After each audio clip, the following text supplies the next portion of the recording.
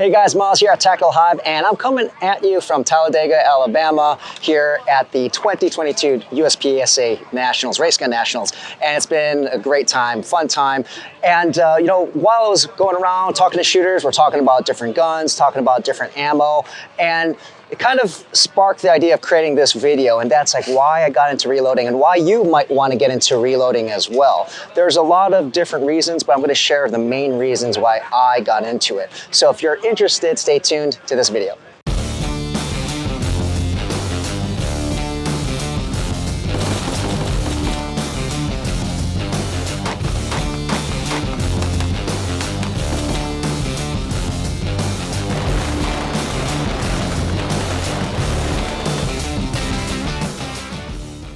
So when talking to everybody about the different ammo that they're using, most of the shooters, the best shooters in the nation, are using their own ammo, meaning they come up with their own recipe, right? So yes, there are people who will buy factory ammo, so that there's no problem with that, but it has to say something when pretty much all the best shooters are using reloaded ammo, right? So one of the main reasons that I got into reloading is that you can come up with your specific recipe. And what that means is, not a lot of people know, particularly casual shooters, having the right ammo can dramatically improve your accuracy. It is for real, where let's say if you're shooting from 25 yards, you might have a group that's a man-sized silhouette. When you get good ammo, you might have very consistent groupings, and it's very consistent.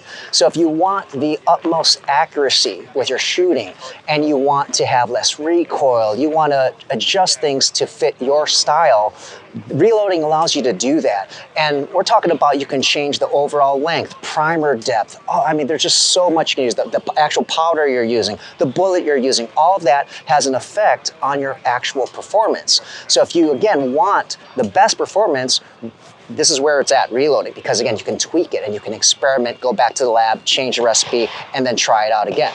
And the second and the most important reason I got into reloading, particularly using an automated press. So there's manual presses and automated presses, but some of you may not know my background, but I'm an entrepreneur, a serial entrepreneur. And to me, every minute counts in my day. What's your time worth, really? And for me, I got an automated press. I didn't know anything about reloading, and I immediately invested in an automated press because one, I wanted the best performance, but two, I wanted something that happened quickly, right? So that I don't want to be manually doing this all the time, So I got a Mark 7 Revolution, and it's such to me, that was a blessing in disguise because I save a ton of time. And here at USPSA Nationals, coincidentally, Mark 7 is a sponsor. So what I thought it'd be cool is to actually have one of the guys go over the presses and really just kind of share the common features that a lot of different presses will have. And then also they can highlight the automated press, which I use. I've had that now for about three and a half years, and I absolutely love it. It's one of the greatest investments that I've made as a shooter. And a lot of people, just before I take it to the Mark 7 guys, a lot of people are like, it's expensive to reload, things like that. One thing I will say is this. If you get a reloading press, you are unlikely going to be using it every day. So if you think an automated press is expensive, imagine splitting it up with 4 or 6 friends. It becomes extremely affordable. The reason why that works is that you can have one person reload, and when they reload a bunch of rounds, they're not going to use that press for a long time. So then have the other friends reload, and it'll completely be worth it even if you spread the cost. With Tactical Hyve, our press, we're always shooting, so we don't really share it because we're always using it. It's actually a commercial grade press. But you don't even have to get really expensive automated presses. You can get a manual press and turn that into automated by adding an auto drive. So I'll let the Mark 7 guys share a little bit more about the features and then circle back to a little bit more why, again, you should get into reloading. And I do think if you're a serious shooter, it's absolutely worth it. Okay, so let's go see the Mark 7 guys. All right, guys, so here I am at the Mark 7 booth. This is Rick. Say hello, Rick, and John. And so they have the Revolution and the Apex. You've seen the Revolution, which is the automated press that I use. You've seen that in a number of videos, and I thought it would be a good idea for Rick and John to go over the Apex because that is the consumer version, which starts off as a manual press, but you can automate it. And I think an explanation of different things, the feature set, is going to help you understand why you should get into reloading and why you can come up with the best round to really reach your top performance. So John, could you run us through the Apex and the different features that the press has? Sure, happy to. The Apex 10 starts as a manual press. That's the core of what we're talking about with the differences between the Apex and the Revolution. Revolution is as you see it. It starts like that. You can change some caliber conversions and such, but it is what it is. The Apex starts as a manual press, comes with mechanical powder measure as well as 11-inch case feeder, and then you can go up and onwards from there. It is compatible with all of the digital sensors that we have for our Revolution and our Evolution, which has been superseded by the Apex. It's a 10-station press, so you don't have to combo anything. You have 10 stations, I'll take you through them real quick. Decap only, swage hold down, sizing over priming, expansion, powder, digital powder check or mechanical powder check, bullet feed, bullet seat, and bullet crimp. Isolating those positions allows you, the operator, to get it exactly where you want. You don't have to fiddle with a combo die to make an adjustment. And sorry, John, and for viewers, that's what I was talking about. With so many stations, you could pretty much tweak this, your round any which way you want to. Sorry. Yeah, no, you're fine. And the other thing, it comes standard with stacked priming. However, it is plug and play compatible with the Primer Express. So no longer are you going to be filling primer tubes. That's one of the standout things that we do. Nobody else does it.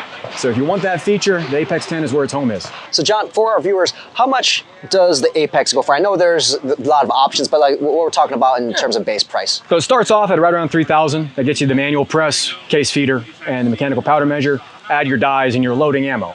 Now, like you said, there are features you can add on, Primer Express, you can automate and go from there with digital sensors. But the main point is to automate eventually. You're only 4 bolts and a sprocket change away from installing an Apex on one of our auto drives. And then you have the ability to, the way I like to say it is, get some of your life back. Yep. Whether it's you don't want to pull a handle anymore or you shoot so much that you need to output ammo more quickly when you do have an opportunity to load. But I mean, myself, I shoot 20 to 40,000 rounds a year. I go to the garage on a Sunday, spend an hour. I'm screwing around for half that hour, but I still load 1,000 rounds for that week for training and matches.